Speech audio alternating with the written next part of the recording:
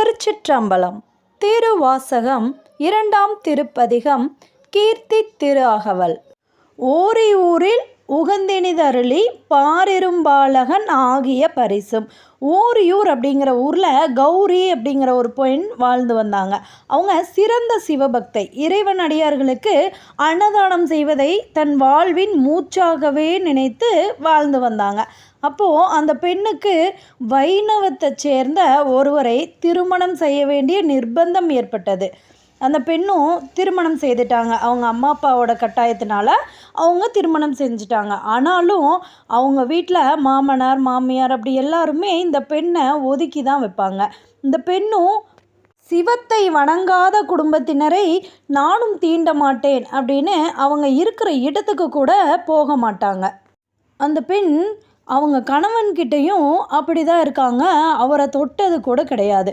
அப்போது ஒரு சமயம் அவங்க குடும்பத்தில் இருக்கிற எல்லாருமே ஒரு விசேஷத்துக்காக வெளியூர் போகிறாங்க. அப்போது அந்த பெண்ணை என்ன பண்ணுறாங்க, இங்கே வீட்டிலையே விட்டுட்டு வீட்டுக்குள்ளே ஒரு ரூமில் போட்டு பூட்டி வச்சுட்டு போயிடுறாங்க. அந்த நேரமாக பார்த்து ஒரு சிவனடியார் வந்து ரொம்ப பசியாக இருக்குது, சாப்பிட வேணும் அப்படின்னு சொல்லி கேட்குறாரு. அப்போ இந்த பெண் சொல்கிறாங்க, ஐயா நானும் ஒரு அடியாரை பார்த்துட மாட்டோமா, அவங்களுக்கு என் கையால் அமுது படைத்து கொடுத்துட மாட்டோமான்னு எங்கிட்டு தான் இருக்கேன். ஆனால் எனக்கு வந்து நீங்கள் வந்ததே பெரிய பாக்கியம். ஆனால் என்னைய வந்து கதவை வெளிப்பக்கமாக பூட்டியிருக்காங்க, நான் அறைக்குள்ளே இருக்கேன், என்னால் வெளியில் வர முடியாது அப்படின்னு சொல்லி அந்த பெண் சொல்கிறாங்க. உடனே அடியார் சொல்கிறாரு, நீ கதவை திறமா, கண்டிப்பாக கதவு தானாக திறக்கும் அப்படின்னு சொல்லி சொல்கிறாரு. அந்த பெண் கதவை திறந்தோன்னையுமே கதவு வந்து திறந்துருச்சு. அப்புறம் அவங்க போய் அமுது செய்ய ஆரம்பித்து அடியாருக்கு சாப்பாடெல்லாம் செஞ்சு முடிச்சுட்டு சாப்பாடு பரிமாறிட்டுருக்காங்க. அந்த நேரமாக பார்த்து வெளியூர் போன அவங்க மாமனார் மாமியார் கணவன் எல்லாருமே வந்துட்டாங்க. அப்போது அந்த சமயத்தில் அடியார் சாப்பிட்டுட்டு இருக்கும்போது அவங்க குடும்பத்தினர் கண்ணுக்கு அவர் வந்து அடியாராக தெரியல, ஒரு இளைஞனாக தெரியறாங்க. இவங்களுக்கெல்லாம் பேர் அதிர்ச்சி. பார்த்தோன்னே என்ன ஒரு இளைஞனை கூப்பிட்டு வச்சு உட்காந்து சாப்பாடு போட்டுட்ருக்கா அப்படின்னு சொல்லி பார்க்குறாங்க.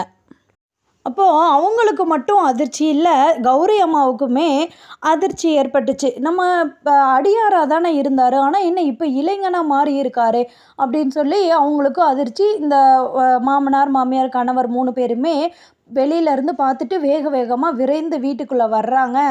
வந்த உடனேமே அந்த வாலிபனாக இருந்த பையன் குழந்தையாக மாறி அந்த அம்மாவோட முந்தானியை பிடிச்சி அப்படி இழுத்துட்டு சின்ன குழந்தையா அப்படியே அங்கே தவழ்ந்து வந்துட்டுருக்குறாங்க. உடனே வந்து அவங்க இந்த குழந்தை யார், இதுக்கு முன்னாடி ஒரு இளைஞன் உட்காந்து சாப்பிட்டுட்டு இருந்தாங்கல்ல, அவங்க எங்கே அப்படின்னு சொல்லி கேட்டு அந்த அம்மாவை வந்து ரொம்ப துன்புறுத்துகிறாங்க.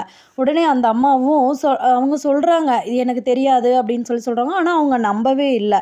உடனே நீ வந்து இந்த குடும்பத்தில் வாழ்கிறதுக்கு தகுதி இல்லாத பெண்ணாயிட்ட அப்படின்னு சொல்லி அந்த அம்மாவை குழந்தையோடு சேர்த்து வெளியில் அனுப்பி விட்டுட்டாங்க. உடனே அந்த அம்மா அந்த குழந்தைய கையில் ஏந்தி வெளியே எடுத்துகிட்டு வர்றாங்க.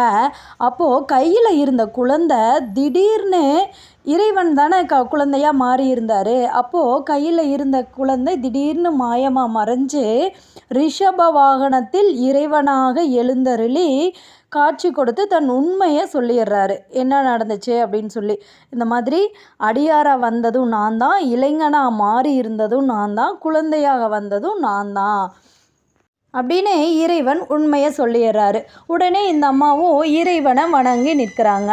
இறைவன் சொல்கிறாரு, அம்மா நீங்கள் ஒரு புனிதவதி அம்மா, உன்னோட அருமை தெரியாத இந்த இடத்துல நீங்கள் இருக்க வேண்டாம், இது உனக்கான இடம் கிடையாது, உனக்கான இடம் திருக்கைலாயம், நீங்கள் அங்கே வந்துருங்க அப்படின்னு சொல்லி அந்த அம்மாவுக்கு இறைவன் அருள் புரிகிறாரு.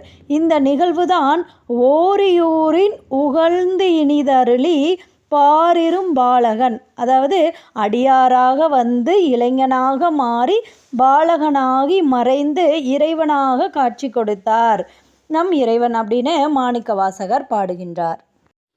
திருச்சிற்றம்பலம்.